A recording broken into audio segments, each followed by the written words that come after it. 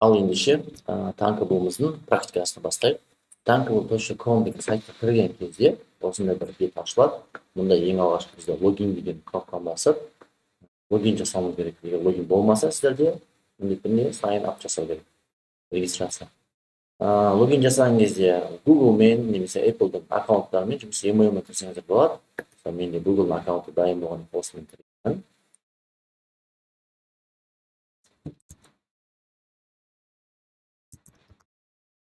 Gmail аккаунтын жазамыз. Қарай пароль жазамыз.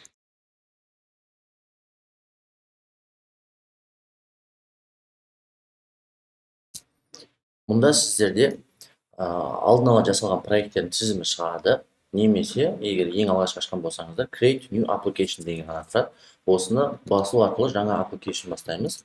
Мысалы, First App дейміз да, мақта категорияда таңдамай қойсаңыздар болады. Басқа ештеңе өзгертпейміз, Create басамыз. Яғни біздің алғашқы проектіміз ашылып жатыр. Алғашқы проектіміз ашылған кезде осындай телефонның бейнесі шығады. Бұл біздің телефонда шығаратын нәтиже қандай болса көрсетеді. Мына скрин бар, яғни бір экран бір деген сөз.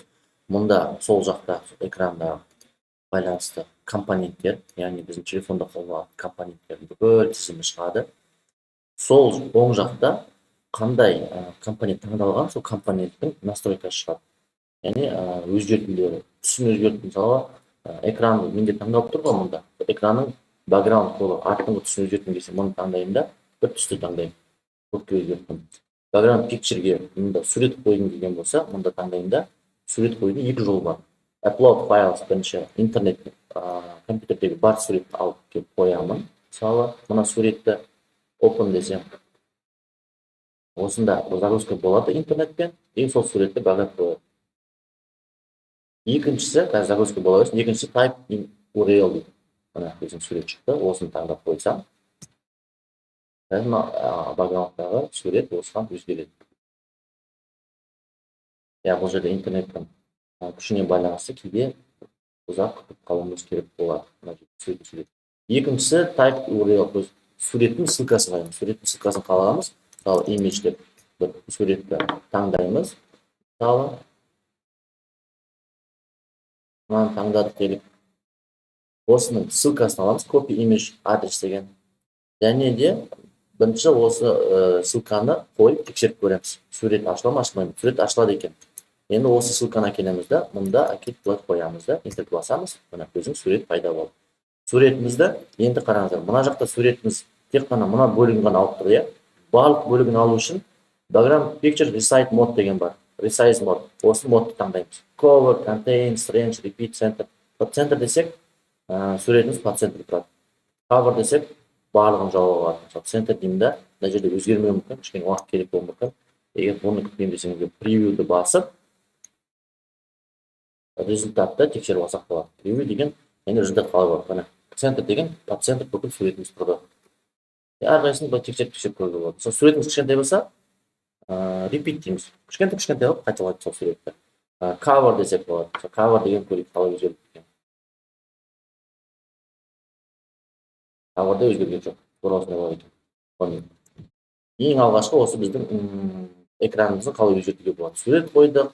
Мына маз деген PNG қойдық. Мына маз деген PNG-міз енді шықты. Интернеттен алған, компьютерден алған суретіміз. Background color өзгертеміз. Және де мына жақта қалған настройкалар бар. Бұл настройкалар қазір экранға көрсетіп тұрайын. Ең алғашқы мысалы бір компонент қойып, labelді қоямыз. Label деген бір сөз жазуға арналған компонент. Жай ғана сөз. Бір текст жазамыз. Hello, Tankable дейді. Tankable. Осы сөздің енді настройкаларын көріп шығады. Мына жерде настройкалардың егер переводтар ағылшынша білсеңіз, барлығы оп-оңай. Font size 18-ден 32-ге Number of lines, яғни бір линия атса ма, екі линия атса ма. Мысалы, 50 деп екі линия атысты. Number of lines 1 десек, тек қана бір линия атырады. 2 десек, 2 линия атырады. 3 десек, 3 линия атырады. Маған тек бір линия тұрды. Font size қандай болса да бір линия тұрды деп осындай настройка жасап болады. Color, текстің color қандай болу керек. Мысалы, делік көк болу керек. Background color. Background қандай болу керек. Мысалы, сары болу керек. Осылай өзгертсеңіздер болады. Font style, енді фонт қандай болады, normal, italic, басқа да деген сияқты. Weight, вес, жирность үлкен болу керек, кішкентай болу керек деген сияқты, bold болу керек деген сияқты. Text align деген тексттің тұруы. Авто деген қазір left болып тұр. Маған по центру тұру керек болсын болса, центр деймін, олар по центру тұрады. Right деймін, солға, оңға кетеді. Осы өзгертуге болады. Енді тағы да екі маңызды бір свойствосы бар. Height және width, ұзындығы, мынау ширинасы. Менде қазір ұзындық ширинасы текстті қанша керек, соны ғана алып тұр. Және мұнда height-тің ұзындығын өзгертуге болатын үш вариант бар. Біреуі fit contains fill container. Бұның ішіндегі настройкасы fit бар және fill бар. Fit деген қанша керек, соны ғана алады. Fill десем, биіктігі ғой, мұндан басқа барлығын жаулап алады. Маған биіктігін жаулап алмасын, fit қыламын. Width-та да fit болып тұр, яғни қанша керек. Бұндықтан мен барлығын жаулап алсын. Мысалы, керек біздің текстіміз 50 емес 15 болсын. Мына жерде fit болсын. Мынандай болып тұрған кезде әдемес болуы мүмкін. Маған толығымен бұлай жаулап алсын, не істеймін? Бұл контейнерден барлығын бұлай жаулап алады. Екіншісі relative size. Бұл экранның сайызына байланысты. Мысалы, relative size 50%. Экранға байланысты, мысалы 10% жаулап алсын. 20% жаулап алсын. 100% жаулап алсын. То есть, сіздің Android телефоныңыз, немесе iOS телефоныңыз экранның размері әртүрлі ғой, қандай екенін білмейміз ғой. Оның размері процентажына байланысты берілетін размер. 10% дейміз. Мына жақта да relative size дейміз, мына жақта 20% дейміз. 20%-пен бұны жаулап алады. Және үшіншісі absolute size. Яғни қанша пиксель болу керек, сол 150 пиксель болу керек. Ондай да кейбір уақытта қажет керек болады, 250 пиксель болады. Экраныңыз үлкен болсын, кішкентай болсын, мынау лейбл 150 мен 250 пиксель болып тұрады, басқа өзгермейді. Осылай ғана қатып қалады. Көбінесе бұларды өте реткі қолданады, сол үшін мұнда бізде фитті қоямыз көбінесе, мына жақта филді қоямыз. Қоя жаулап алады, кеттік. Visible деген енді true false, көрінеді, көрінбейді. Мысалы мынандай болады. Кейбір уақытта болады, текст болады, бірақ қазір көрінбесін. Мысалы келіп интернетті тексереміз. Интернет қазір бар ғой, сол кезде visible-ды false қоямыз. Интернет жоқ па, visible-ды true қыламыз. Бұны код арқылы өзгертуге болады, соның свойствосы бар. Margin деген отступ. Мысалы тағы бір лейбл салайық осының астына. Ол лейблімізді. Енді қараңыз, мына лейбл таңдалып тұрған кезде соның свойствосы шығады. Келесі лейбл таңдаған кезде келесі свойствосы шығады. Мына лейбл таңдаймызды, бұған да функция 20 да. Бұл қызыл, бэкграундта жасалайық. Бағанадай балық қайпыз, мынаны контейнер қойып. Енді қараңыздар, мен екінші лейблға барамда, мынамен екеуінің арасына отступ қойым керек. Бір-біріне қатты жақын болып қалды. Онда margin top деген бар. Top деген мынаның үстіне деген сөз. Үстіне 10 пиксель берем. Бұл жерде 10 пиксель былай қоямын. Және шетінен оң жақ сол жағынан да отступ берем керек. Бұл жерде left'те 10 берем, right'қа 10 берем. Бұл жерде мына жақтан 10, мына жақтан 10, мына жақтан 10 болды. Бұл симметрия болды. Padding деген margin деген сыртына отступ, padding деген ішіне отступ. Hello мен hello tankable-дың сөзбен асты мен үстінің арасында жақын ғой, өзінің сары байраматқа. Осыған отступ бермесе, топқа 10, боттымға 10. Өзінің ішінде padding болады, сыртында емес. Left right-қа берсеңіздер болады, left right-қа өзінде де отступ болады, сақта байқалмаған. Келесі свойствосы, бұл свойстволар көп компоненттердің бірдей свойстволар. Көбінесе осындай көпсін. Өшін бір көрсет жаймен. Border, енді шетіндегі қызыл бордерге, мысалы 3 дейміз. Радиус, мысалы делік 15 радиус. 15 радиуспен анда бордер келеді. Колорға ақ емес, мысалы көк берсек, стайлға solid десек, мынандай бізде көк көмбек solid стайлында, мысалы dot деген беруге болады, дашт деген беруге болады. Көк цветпен 3 размерде, мысалы 10 десек үлкен болады, 20 десек одан да үлкен болады. 3 дейміз, радиус 10 десек. 50 десек, бізде мынандай доғалық болады. 100 десек, максимум 15 болады. Мысалы делік. Біз қазір текстті іштеме жазбай. Текст тұра берсін. Мысалы қазір сурет қолданайық. Мына жақта image деген бар. Көбінесе суреттер бізде дөңгелек форматында болады. Image-ді қоямыз. Image қойды, бұған image-ға бір суретті қойым керек. Type URL-ді бағанағы суретіміз қойып, қойдық. Енді осыны біз андай көп өзгеруіміз керек. Бағанағы widthқа келіп 3 дейміз, 3 дейміз немесе 1 дейміз, ол радиусқа 50 дейміз. Болмады 100 дейміз. Болмады болды. Енді астында 30 қалай қыламыз? Bottom 10 дейміз. Енді арасында 30 болды. Мына лейблдің орнына мысалы адам атын жазамыз. Аша деген сияқты. Left, right 10-10-нан береміз. 10-10-нан кетті. Басқа флоттар өзгертпеңіз, өзгерте бересіздер осы жерде отырып. Бұл самый simple өзгерту. Потом advanced өзгерту бар. Бұл жақта уже кішкене күрделі өзгерту түрлері бар. Мысалы текстқа тең беруге болады, теңнің радиусын беруге болады деген сияқты. Бұлтта былай өзгертіп көрсеңіздер болады. Вот, енді келесі компоненттермен танысып. Button мынау бізде имидж қою үшін, мынау жай сөз шығару үшін button деген кнопка, яғни кнопка басылады бұл жерде, басылғаннан кейін бір функциясы орындалады. Енді порядок қалай өзгертеміз мына button ең үстіне біз сурет түсініп тұрмыз. Мынаны әкеліп былай асық қойсақ болады. Немесе мынау компоненттердің өзінің несі болады. Орналасу реті болады. Осы ретімен астына немесе үстіне осылай қойсаңыздар да ыңғайлы болады. Осылай қойдық. Buttonға мен кішкене ордер бергім келіп жатыр топтан. 10 деймін, үстіне түсті. Button текстін басамын, клик деймін. Мынау button бізде басылады. Бұны мен не істеймін егер деймін. Былайға кетеді. Ары left, right-ты 10-10-нан беремін. Былайға клик деймін. Мына екеуінің дизайны екеуі әдемі болып, сол үшін аламыз да қара қыламыз. Текст, align, center.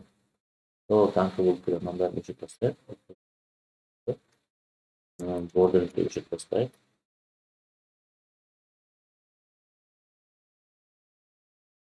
Бұның да текстін қара қыламыз. Текст align, center болды. Бұда кәдімгі бір болықты. Border. Вот міне hello деді, екеуі мынада 15, мынада 20, мынада 15 нағылайын. Тағы қандай компонент? Text input деген компонент бар. Бұл компонент әкеп қойған кезде, бұның ішіне басқан кезде клавиатура ашылады. Ең астына қойын. Клавиатура ашылған кезде ішіне бір текст жазуға болады. Математикалық текст деген сияқты. Превью жасаған жұмысымызды тексеріп көрейік. Мына жер жабысып қалды. Мына жерлерде отсып болмай тұр. Кейде сондай болады. Превью кезінде мынау таңқылын алып тастайық. Өшіретін кезде барып мына жердегі мынандай корзина кнопкасы болса өшіреміз. Превью дейміз. Type керек. Мысалы бір жерге мына жерге басқан кезде клавиатурамен бір нәрсе жазамыз. Басқан кезде функция орындалады. Бірінші дизайнды осылайша өзгертіп көруге болады. Мына сабағымыздың келесі сабақтарында әртүрлі компоненттерге байланысты практикалар жасала бастайды. Бұда өте көп компоненттер бар. Күшті. Осылармен жұмыс жасауды бастаймыз. Қазірге мына кнопканың функциясын орындауға тағы практика жасайық. Бірінші практикаларың өздеріңіз жайлы осындай информация жасау, өздеріңіз суреттеріңіз, аты жөндеріңіз, хоббиларыңыз деген сияқты. Екінші практиканы мына жаққа осыны қалдырамыз. Бір практикада тұра берсін. Екінші практиканы ашу үшін, мысалы, мына кнопканы бассақ, бізде екінші экран ашылады. Бір application бір экраннан тұрмайды, өте көп экран тұрады. Бірінші экрандағы компоненттер мұнда, екінші экрандағы компоненттер өзінің экран астында тұрады. Мұнда біз мини математика калькулятор жасайық. Бір текст инпут саламыз, екінші текст инпут саламыз, екі санды белгілеу деген сияқты. Одан кейін кнопкаға да қоямыз. Кнопкаға қойып, одан кейін параметрлерін береміз. Кнопкалардың барлығы мында түсіп кетті.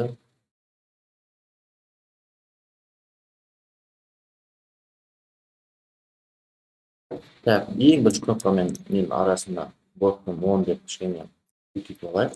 Екеуінің арасында да мәтін берейік. Type деген жерге синтқа сан ең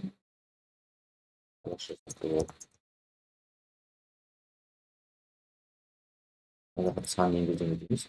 Мына кнопкаларға енді біріншісі плюс болады. Минус болады, бірақ мынау ID емес болып қалған. Сол үшін істейміз. Мұнда контейнер дейміз да, left, right, on дейміз. Мен ортаға түсу үшін жоқ 20-да 20 берейік. Мына санмен бірдей болу үшін. Эстетика деген болады, әдемі көрініп тұр деген.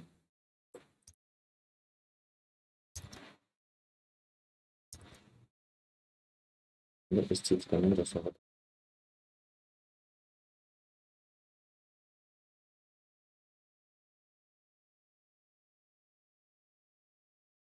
Бізде мына кнопка бізде көбейту болсын. Бөлу болсын. Енді бірінші сан енгізеді, екінші сан енгізеді, қосу басқан кезде екеуі қосылады, азайту болса екеуі азайтылады. Результатты қайда шығарамыз? Ең астына бір лейбл қоямыз. Онда нәтижені шығарамыз. Ең астына қоямыз, бұлай қоямыз. Оған фонд нәтижеге 20 деп бөлек түсу. Текстін алып тастаймыз, басында 0 қоямыз. Барлық дизайн жасадық. Енді осы функциясын қалай жасаймыз? Дизайн жасайтын платформада дизайн деп аталады. Қасында блок деген тұр. Бұл функционалды енгізу. Енді көрейік. Button плюстың аты бізде button 1 екен. Немесе бұның атын өзгертіп button плюс деп жазылсақ болады. Өзімізге ыңғайлы болады. Өйткені бір проектте 4 қана button болып, 20 шақты button болған кезде қай кнопка қайсысын жауап беретінін білмей қаламыз да. Сол үшін әрқайсысына осыны ID беріп жазсақ болады. Блокқа кіреміз. Енді button плюс деген мұнда әр компоненттерін жазып тұр. Button плюс таңдаймызда, осы button плюске қарасты бүкіл функцияларды көріп шығамыз. When button плюс click, long click, touch down, touch up. Мысалы бізге клик керек, бір басылған кезде. Осы басылған кезде деп аламыз.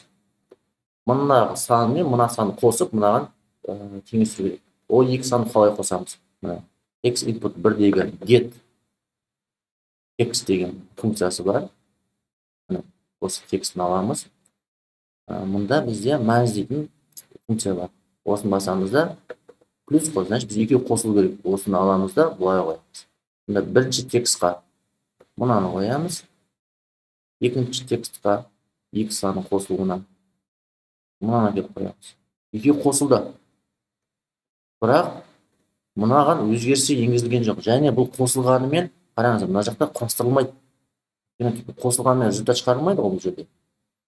Осындай да бар, нелері бар да, қате жасауға мүмкіншілік бермейді. Сол үшін біздің лейбл, мына лейбліміз аты қандай екенін біліп алайық. Лейбл 3 екен. Мен лейбл result деймін бұны. Результат шығаратын лейбл деген сияқты. Осыны басамда set label text. То есть осының текстін өзгерттім. Мынау енді бұлай құрастырылады. Дұрыс деген сөз. Осыны әкелемді, мұнаны мына жаққа әкелемін. Бұл жерде не болады? Клик басылған кезде мына екеуі қосылады да тексттері, мына результатқа теңеседі. Тексеріп көрейік. Ол үшін превьюді басу керек та, запуск жасап тексеру керек. Мысалы, саны мұнда 2-ден келіп, 3-ден келіп, қосылып басам, 5 болып өзгерді. Істеді ғой. Дұрыс. Енді қалған кнопкаларға жасап шығу керек. Button плюс болды. Енді мына кнопканың аты бізде button 2 екен. Button минус 2. Қазірден бастап осы ID-ларын өзгертіп жасауға үйрену керек. Блокқа кіреміз, button минус when click дейміз. Басамыз. Label result. Set label текстті аламыз, құрастырамыз. Мазен әкелеміз. Минус қоямыз, екеуін қоямыз. Text input 1-ден get текстті аламыз, мұнда қоямыз. Құрастырмақтан set text input get текст аламыз, мұнда қоямыз. Минуттен тексеріп тексеріп әр жасаған іс әрекет сайын тексеру керек. 5, 3, минус азайтылып дұрыс. Енді көбейтіп қалай істейміз? Әрқайсы таңдамай оңай жолын көрсетейін. Мұнаның барлығын дубликат жасаймыз. Тура сонда дубликат шығады. Мұнда көбейтудің бірінші ID-ні өзгертейік. Көбейтудің да. Мұнда when минус емес көбейту деген іздейміз. Көбейтіп бастық. Лабрезді өзгертпейді, өзгермейді. Text input өзгермейді. Мына жерде не өзгереді? Көбейту болу керек. Көбейте саламыз болады. И осында оңай жол бар. Барлық алып келмейді, тек қана аттан өзгерте салады. Мына жерде button 4 бөлуді өзгертпедік. Бөлу дедік. Мұнда бөлуді таңдаймыз. Мұнда бөлуді таңдаймыз. Бұл осылай да оңай жолын жасауға болады. Превью жасап, тек көрейік. 10, мына жаққа 5 қосса 15, азайтсақ. Мына 5-тен мына 10-да азайтады. Көбейтсек 50, бөлсек, мына 5-тен мына азайтады. Екеуін орнын өзгерте салайық. Text input 2-ні text input 1-ге. енді біз логический біріншісінен екіншісін деп ойлап қаламыз ғой.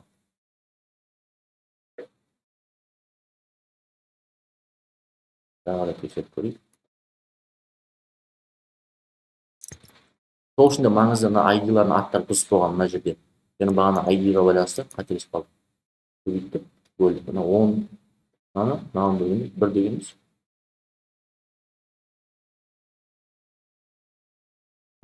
Керісінше бөліп жатыр. ID-лар дұрыстау керек мына жерде.